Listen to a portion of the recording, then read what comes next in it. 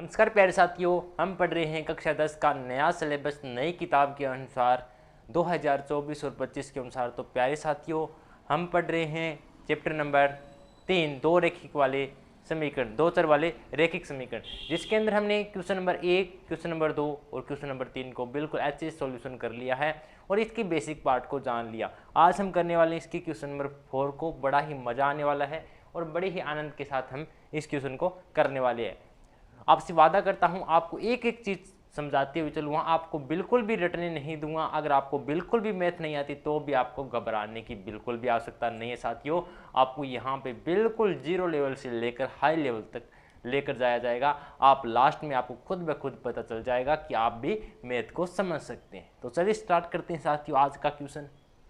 Question number 4 है कि निम्न रेखिक समीकरणों के युग्म में से कौन सा युग्म संगत है या फिर असंगत है। यदि संगत है तो ग्राफीय विधि से हल कीजिए। मेरी बात को ध्यान से सुनिएगा। इसने कहा है, हमें 4 पार्ट दिए गए इसके, ठीक है। इसमें बोला है कि आपको ये देखना है सबसे पहले तो कि कौन सा संगत है या फिर कौन सा असंगत है। अगर कोई हमें संगत मिल जाता है तो उसे हमें ग्राफीय विधि से हल भी करना पड़ता है। तो अब साथियों एक बात बताओ मुझे, क्या मैंने आपको संगत असंगत निकालना नहीं सिखाया? बिल्कुल जीरो लेवल से सिखाया संगत और असंगत निकालना, एक एक एग्जाम्पल सहित बताया है।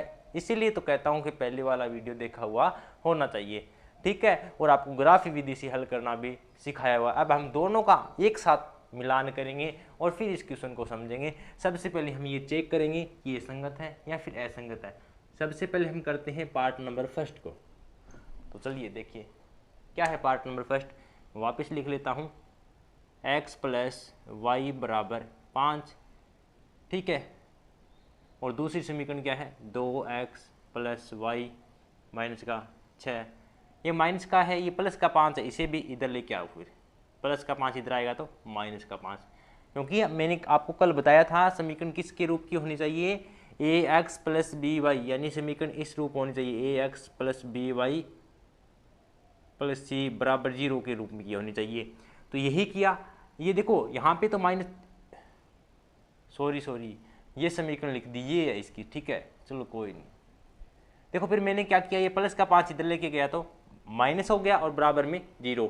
इसी तरीके से दूसरी समीकरण क्या है, 2x प्लस 2y, और ये प्लस का 10 इधर लेके जाऊँगा तो माइनस का 10 बराबर में 0, ठीक है साथियों। यहाँ तक आप समझ गए होंगे। अब हमें यहाँ से देखना है कि कौन सी संगत है और कौन सी असंगत है, ठीक है। कैसे देखते हैं, सबसे पहले आपको पता है a1 a2 a3 b1 b2 b3 के मान निकालने होते हैं। तो निकाल लो सबसे पहले इस समीकरण से, यानी पहले समीकरण से हमें a1 b1 c1 के मान मिलते हैं और दूसरी समीकरण से हमें a2 b2 c2 के मान मिलते हैं। तो यहाँ से a1 का मान इसके साथ कोई नहीं है, इसका मतलब a1 का मान क्या है, 1, यानी x का गुणांक क्या है यहाँ पे 1।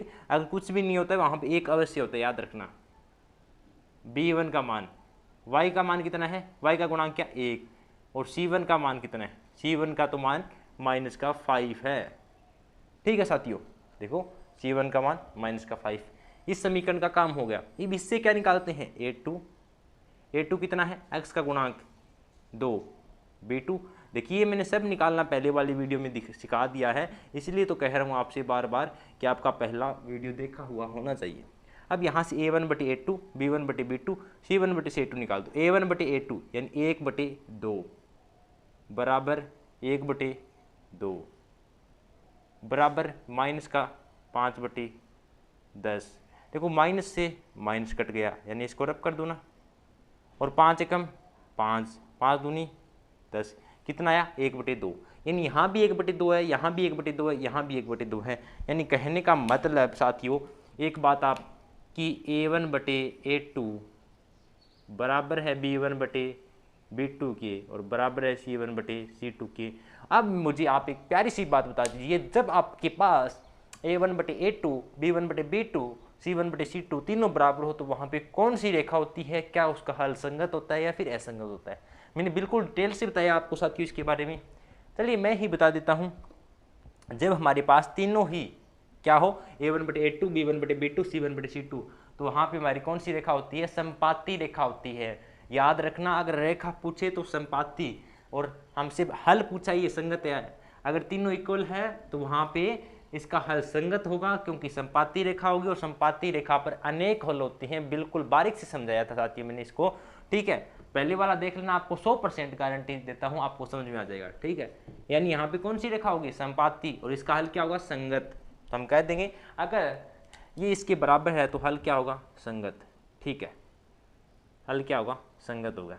यहाँ तक आप समझ गए होंगे। अब इसने कहा है यदि युग्म संगत है, यदि युग्म संगत है तो ग्राफीय विधि से हल कीजिए। अब हमें ये तो पता चल गया कि इसकी युग्म तो संगत है, अब ग्राफीय विधि से हल करना है।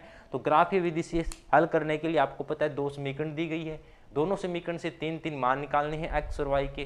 3 क्या निकालेंगे, मान निकालेंगे। तो चलिए निकालते हैं।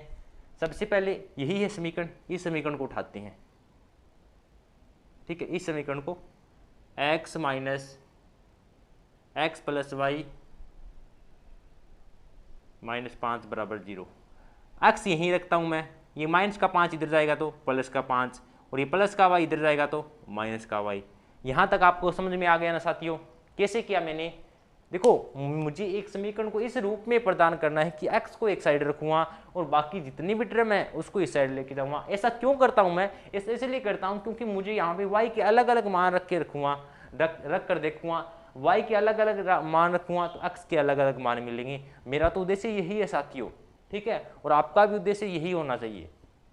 देखो मैंने क्या किया, माइनस का 5 इधर गया तो प्लस का 5, और ये प्लस का वाई इधर गया तो माइनस का वाई। अब देखो अपनी टेबल बना दो, प्यारी सी टेबल, प्यारी सी टेबल ये रही, आपको पता है यही बनेगी, ठीक है। यहाँ पे x का मान, यहाँ पे y का मान। अब यहाँ पे इस समीकरण में आप अपनी मन चाहे वो y का मान रख लेना, x का मान मिलता जाएगा। y का मान 1 रखने पर आपको ऐसे लिखना है, y बराबर 1 रखने पर, ठीक है। y बराबर 1 रखने पर, y बराबर 1 रखोगे तो क्या आएगा, x बराबर 5 माइनस y का मान 1 रखा, क्या आया 4, x का मान कितना मिला 4, y का कितना रखा 1, y का मान 1 रखा, x का मान कितना मिला 4, ठीक है सर, ये समझ में आ गया। इसी प्रकार फिर y का मान 1 रख दिया, फिर आगे 2 रख दो, y का मान क्या रखेंगे, y बराबर 2 रखने पर, ठीक है, y का मान 2 रखेंगे इसी इक्वेशन में, इसी इक्वेशन नंबर फर्स्ट नाम दे दो। तो क्या होगा, x बराबर 5 माइनस y की जगह क्या रखेंगे 2, तो 5 में से 2 गया 3, तो x का मान देखो, जब y का मान 2 रखा हमने तो x का मान कितना मिला 3। इसी प्रकार साथियों क्या करते हैं, इसी इक्वेशन में अब x का मान 1 रख दिया, 2 रख दिया, अब 3 रख दो। x का मान 3 रखने पर, x का मान 3 रखने पर कैसे रखेंगे x का मान 3, इसी इक्वेशन में देखो, इक्वेशन क्या, x बराबर 5 माइनस y का मान 3, 5 में से 3 गया 2, 5 में से 3 गया 2, यानी जब आपने x का मान 3 रखा, सॉरी आपने जब y का मान 3 रखा तो x का मान कितना मिला 2। बस इसी तरीके से आपको x और y के 3 मान निकालने थे साथियों, और आपने वो अच्छे से निकाल दिए, ठीक है। आई होप कि आप समझ गए होंगे मेरी बात को।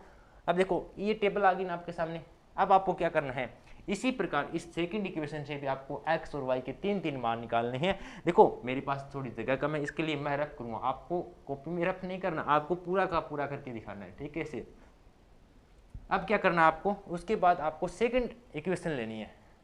सेकंड इक्वेशन कौन सी है, इससे क्या करते हैं, मान निकालते हैं। मैं एक बार इसको रफ करता हूं क्योंकि देखो जगह की थोड़ी कमी है, लेकिन आपको ऐसा नहीं करना है साथियों।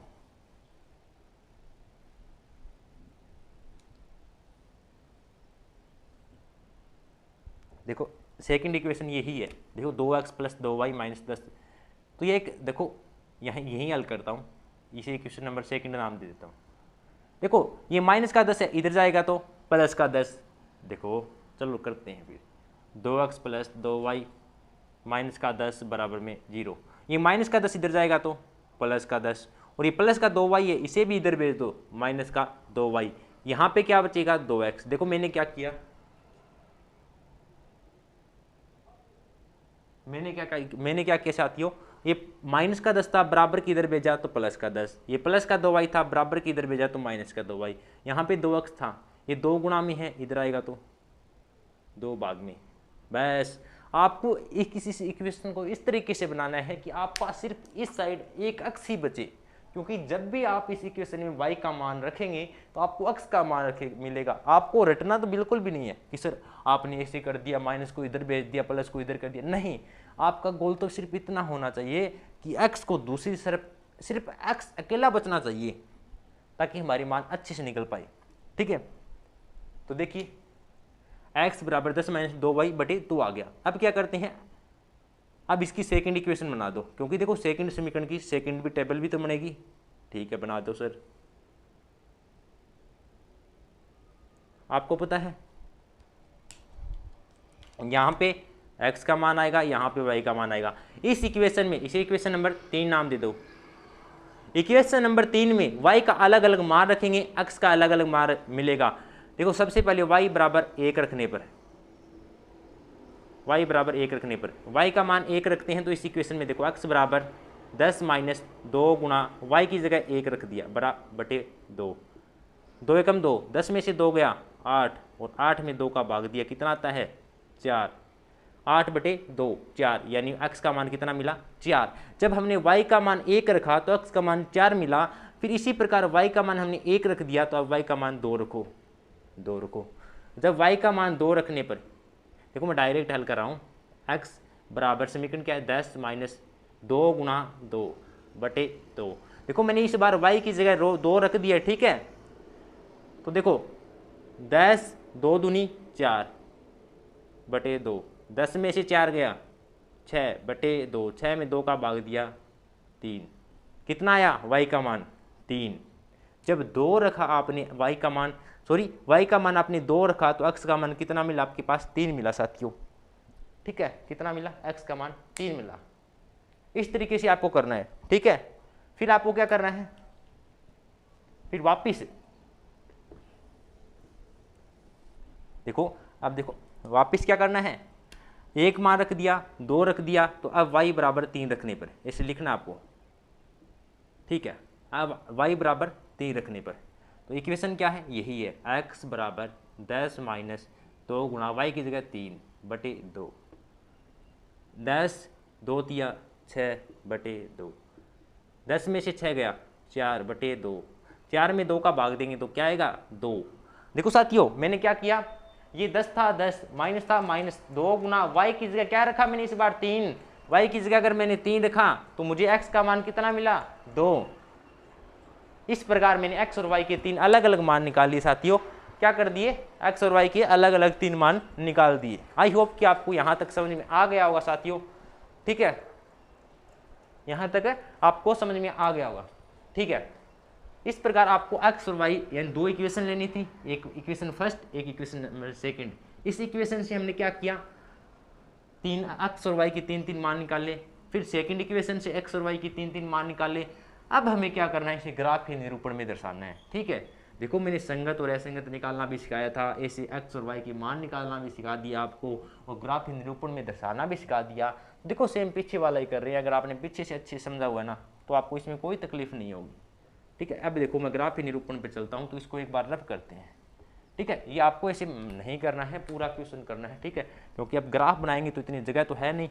अब तो सिर्फ हमारे पास ये 2 टेबल ही काम की आएगी, ठीक है, और हमें किसी से भी कुछ मतलब नहीं है साथियों, हमें तो इस 2 टेबलों से मतलब है, ठीक है। बनाते हैं, चलिए ग्राफ बनाते हैं।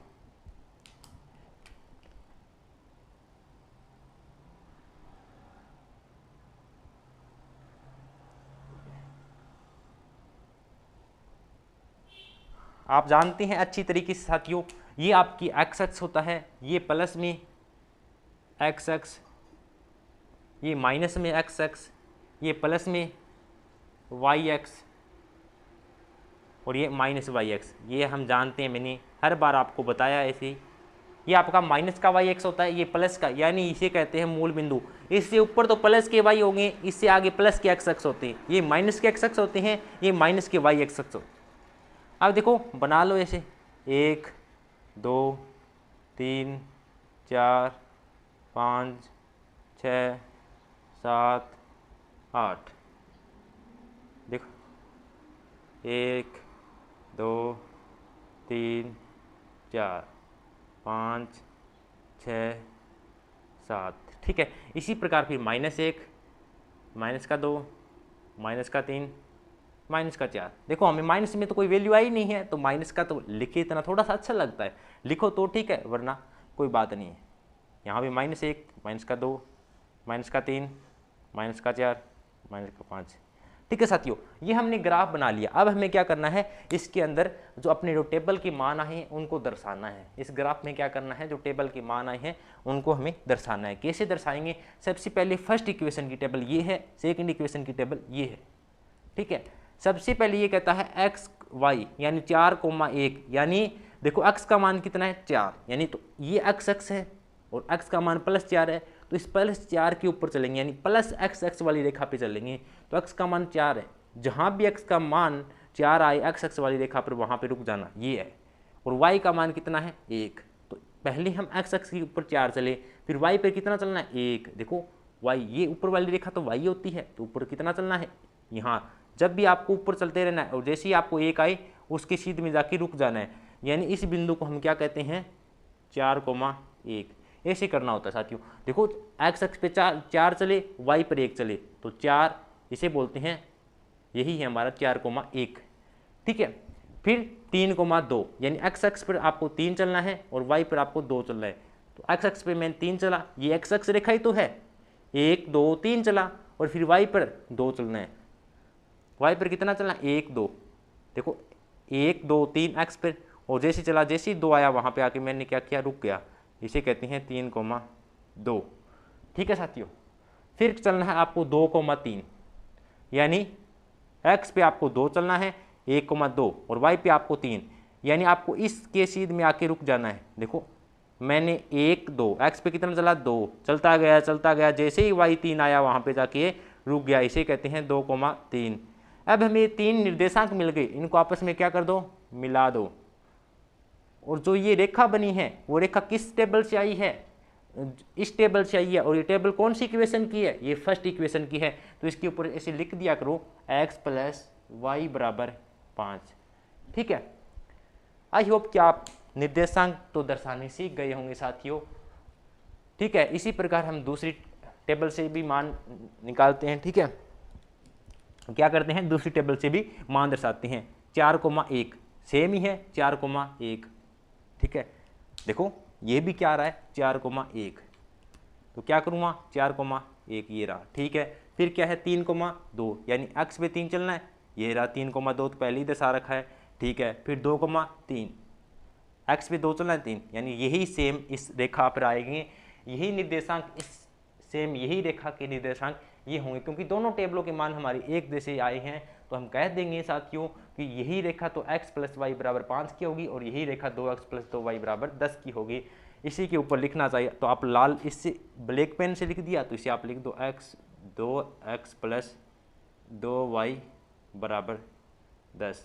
ये कौन सी है, यही रेड से लिखा है, इसका मतलब ये सेकंड इक्वेशन से, यानी हम कह सकते हैं कि जो दोनों ही टेबल है उनसे हमें एक ही मान प्राप्त हुआ, एक ही रेखा प्राप्त हुई है, इसलिए यही इक्वेशन आएगी। तो साथियों ये है पूरा का पूरा क्वेश्चन। आई होप कि आपको समझ में आया होगा। सबसे पहले हमने क्या देखा, संगत है या फिर असंगत है। अगर संगत है तो हमने आगे x और y के 3 मान निकाले टेबल से। मान निकालने के बाद हमने ग्राफ निरूपण में दर्शाया, ठीक है। क्या किया, ग्राफ में दर्शाया। इसी प्रकार हमें आगे वाले 3 और चेक करने हैं। वेरी इंपॉर्टेंट क्वेश्चन है साथियों ये। क्यों इंपॉर्टेंट है, क्योंकि इस क्वेश्चन में हमें साथ में तो संगत और असंगत पूछ लेता है और साथ में ग्राफ निरूपण आएगा, तो बड़ा क्वेश्चन आने की बहुत संभावना है यहाँ से। तो चलिए सेकंड पे चलते हैं। आई होप कि आप ये समझ गए होंगे।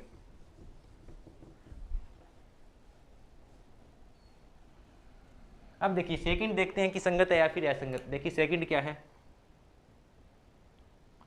x - y = 8 यही दिया हुआ है, और ये है 3x - 3y = 16। सबसे पहले a1 a2 a1 b1, यहाँ से देखिए a1 का मान क्या है, x का गुणांक क्या 1, b1 y का गुणांक क्या है, देखो माइनस है तो -1, और ये प्लस काट इधर आएगा तो इसे माइनस काट कर दो, ये प्लस का 16 इधर आएगा तो माइनस का 16 कर दो, क्योंकि मैंने बताया था आपको इक्वेशन किसके रूप की बनानी है, ax + b by + c = 0, ठीक है।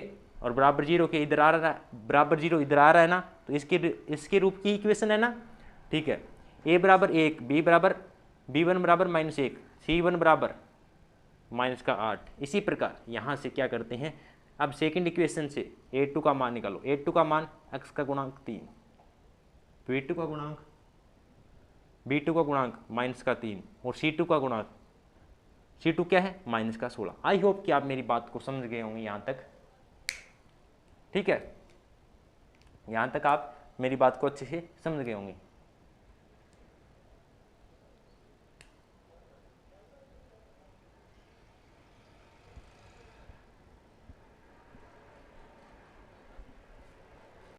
ठीक है साथियों, तो अब यहाँ से क्या कर दो, a1/a2, b1/b2, c1/c2 निकाल दो। a1/a2 यानी 1/3 बराबर -1/-3, ये माइनस से कैंसिल, तो इसे यहाँ से हटा दो, क्योंकि माइनस से क्या हो जाएगा, कट जाएगा, बराबर -8/-16। और आपको पता है ये माइनस से कट जाएगा साथियों, क्योंकि ऊपर नीचे अगर सेम माइनस हो तो कट जाता है, ठीक है। अब देखो, इसमें 8 का भाग दिया, 8 एकम 8, इसमें 8 का भाग दिया, 8 दूनी 16, ये 1/3 आया, ये 1/3 आया, लेकिन ये 1/2 आया। साथियों एक बात बताइए मुझे कि आपने एक ऐसी कंडीशन देखी होगी कि a1/a2 तो बराबर है b1/b2 के, लेकिन नॉट इक्वल टू है c1/c2 के।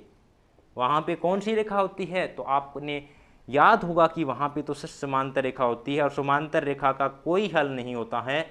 क्या होता है, समांतर रेखा का कोई भी हल नहीं होता है। समांतर रेखा तो क्या होती है, असंगत हल होते हैं। आपको लिख देना कि a1/a2 बराबर है b1/b2 के, लेकिन नॉट इक्वल टू c1/c2 के। अंतः इस समीकरण के हल है वो असंगत है। अगर हल असंगत है तो हमें ग्राफीय विधि से हल नहीं करना है साथियों, ठीक है। आई होप ये क्वेश्चन इतना ही है, सेकंड वाला। इसमें हमें ग्राफीय विधि से नहीं दर्शाना, क्योंकि ये असंगत है, ठीक है। एक बात बताइए,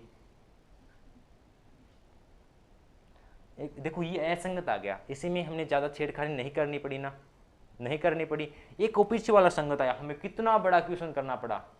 यानी एक बात याद रखना साथियों, जो निठल्ला होगा, जो मतलब मूर्ख इंसान होगा, उसके साथ कोई भी इंसान क्या नहीं कहेगा, उसके साथ दिमाग लगाने का प्रयास नहीं करेगा। और जो सीधा साधा, जो समझदार होगा, उसी के साथ, उसी के जीवन में ज़्यादा परेशानियाँ आएगी, उसी के जीवन में बड़ा बड़ा मेथड आएगा। तो याद रखना, अगर आपसे बड़े बड़े सवाल आपको दिए जा रहे हैं, इसका मतलब आप क्या है, समझदार है, इंटेलिजेंट है, तभी आपके लिए समझदार है। ये असंगत आ गए, इसके हल ही नहीं है, तो हमें इसको इतना ही छोड़ दिया। लेकिन अगर आपके हल संगत है तो साथियों आप भी बहुत ऊंचाई तक जाएंगे, याद रखना। तो मेरा मानना है आप अपने हल संगत रखना, असंगत नहीं रखना, ठीक है। चलिए पार्ट नंबर 3 पे चलते हैं। पार्ट नंबर 3 क्या है, देखिए ये रहा, ठीक है। यहां से देखिए, ये फर्स्ट समीकरण है, ये सेकंड समीकरण है। a1 का मान निकालिए। a1 यानी x का गुणांक क्या है, 2, b1 यानी y का गुणांक कुछ नहीं है तो 1, और c1 का मान -6। यहाँ से देखिए a2 का मान निकालिए। a2 का मान कितना है, x का गुणांक 4, b2 का गुणांक y का गुणांक यानी -2, और c2 का गुणांक -4। कर दो, a1/a2 निकालो, यानी 2/4, b1/b2 1/-2। देखिए c1/c2 लिखने से पहले मैं आपसे एक बात पूछ रहा हूँ, इसमें 2 का भाग दिया 1, इसमें 2 का भाग दिया 2, यानी ये आ गया 1/2, ये आ गया -1/2। क्या ये 1/2 -1/2 कभी बराबर हो सकता है? कभी नहीं हो सकता साथियों। अगर ये प्लस का 1/2 और ये माइनस का 1/2 है तो ये कभी भी बराबर नहीं हो सकता। तो हम कह सकते हैं कि a1/a2 नॉट इक्वल टू है b1/b2 के। और जहां भी आपको पता है ऐसी कंडीशन आ जाए, वहां पे कौन सी रेखा होती है, वहां पे प्रतिच्छेदी रेखा होती है। अगर प्रतिच्छेदी रेखा है तो वहां पे हल एक होता है, लेकिन संगत हल होता है। हम कह देंगे इसका कौन सा हल है, संगत हल है। याद रखना, इसका हल क्या है, संगत हल है, संगत हल है। ये उन्हीं को समझ में आ रहा होगा जो जिन्होंने पहली वाली वीडियो देखी है कि हल संगत क्यों है या फिर नहीं है। संगत हल, अगर संगत हल है तो हमें ग्राफीय विधि से भी निकालना पड़ेगा साथियों। अब देखिए ये मैं आपके ऊपर छोड़ रहा हूँ ग्राफीय विधि से हल करना, क्या आप कर लोगे? सच सच बताना, बताऊँ थोड़ा। देखिए ये फर्स्ट इक्वेशन है, ये सेकंड इक्वेशन है, लेकिन थोड़ा सा आपको हल करके दे देता हूँ मैं आपको। ये आपके पास क्या है 2x प्लस वाई माइनस का 6, तो ये प्लस माइनस का 6 इधर जाएगा तो प्लस का 6, और ये प्लस का y इधर जाएगा तो माइनस का y, इधर क्या बचेगा 2x। मुझे तो सिर्फ x को यहाँ रखना है, तो 2 गुणा में है, इसको इधर भेजेंगे तो 2 भाग में। ये आपके पास इक्वेशन नंबर फर्स्ट आ जाएगी। इसी प्रकार सेकंड इक्वेशन क्या है 4x माइनस का 2y माइनस का 4 बराबर 0। 4x ये माइनस का 4 इधर जाएगा तो प्लस का 4, और ये माइनस का 2y इधर जाएगा तो प्लस का 2y। मुझे तो सिर्फ इस x का मान चाहिए, तो ये 4 गुणा में है, इसको 4 भाग में।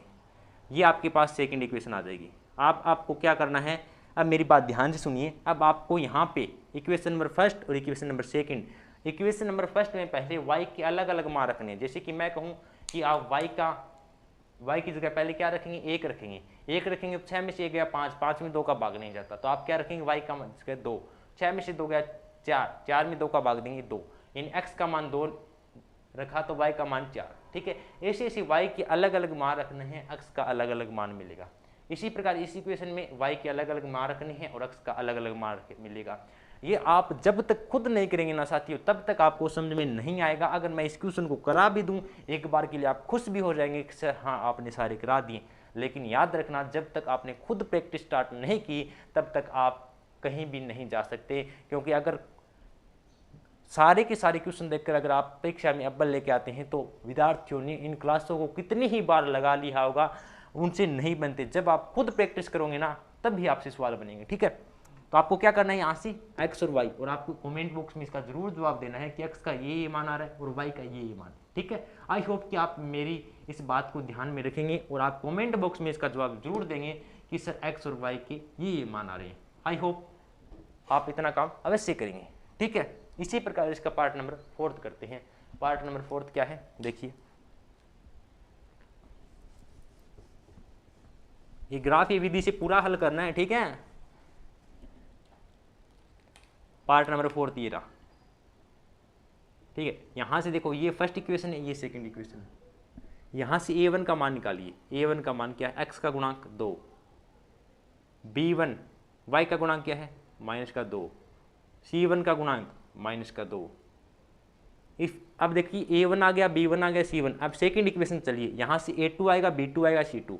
x का गुणांक क्या है a2, यानी x का गुणांक क्या है 4, b2 यानी y का गुणांक -4 है तो -4 लिख दो, कोई दिक्कत नहीं है। और c2 क्या है माइनस का 5। ठीक है, अब हमें क्या निकालना है a1 बटे a2, b1 बटे b2 और c1 बटे c2 निकाल दो। यानी इसका भाग इसमें, इसका भाग इसमें, इसका भाग इसमें, तो क्या होगा 2 बटे 4 बराबर है माइनस का 2 बटे माइनस का 4 बराबर है माइनस का 2 बटे माइनस का 5। सबसे पहले देखो ये माइनस से माइनस कैंसिल, इस माइनस से ये माइनस कैंसिल, 2 एकम 2, 2 दूनी 4, 2 एकम 2, 2 दूनी 4। अब देखिए 1 बटे 2 बराबर है 1 बटे 2 बराबर है 2 बटे 5। अब आपको यहाँ से एक बात साफ साफ दिखाई दे रही होगी साथियों, क्या दिखाई दे रही है आपको यहाँ से कि a1 बटे a2 बराबर तो है b1 बटे b2 के, लेकिन नॉट इक्वल टू है c1 बटे c2 के। यानी ये तो 1 बटे 2 है, ये भी 1 बटे 2 है, लेकिन ये 2 बटे 5 है, जो इसके बराबर नहीं होगा।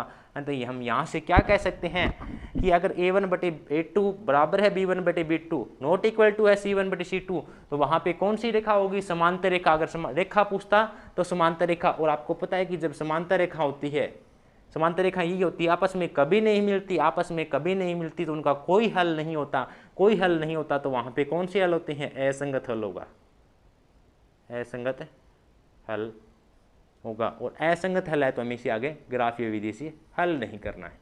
ठीक है साथियों, इसे हमें ग्राफीय विधि से हल नहीं करना। आई होप कि आपको ये क्वेश्चन अच्छे से समझ में आ गया होगा साथियों, और आपने मेरी बात को बड़े ही ध्यान से सुना होगा। अगर आपको ये क्वेश्चन नंबर 4 अच्छे से समझ में आया, अगर आपको दिल से पसंद आया है, और अगर आपको हमारी मेहनत और समझने का तरीका पसंद आया तो प्लीज़ एक लाइक और कमेंट करके ज़रूर बताना। और अगर आप सीखना चाहते हैं कक्षा 7, 8, 9, 10 किसी भी कक्षा का मैथ बिल्कुल फ्री ऑफ कॉस्ट, तो आज ही हमारे साथ यूट्यूब चैनल मैथ की आवाज़ पे जुड़ जाइए और आपको यहाँ पे बेहतरीन मज़ेदार कंटेंट दिया जाएगा। आपसे वादा है अगर आपने पूरा सिलेबस यहाँ से कर लिया तो आप मैथ के अंदर मज़े के अंदर ही आप पूरा का पूरा मैथ का सिलेबस कर लेंगे और आपको पता ही नहीं चलेगा। तो चलिए मिलते हैं कल नेक्स्ट क्वेश्चन नंबर 5 और 6 के साथ। इसी के साथ हम कल एक्सरसाइज भी समाप्त करेंगे। तब तक के लिए जय हिंद, जय भारत।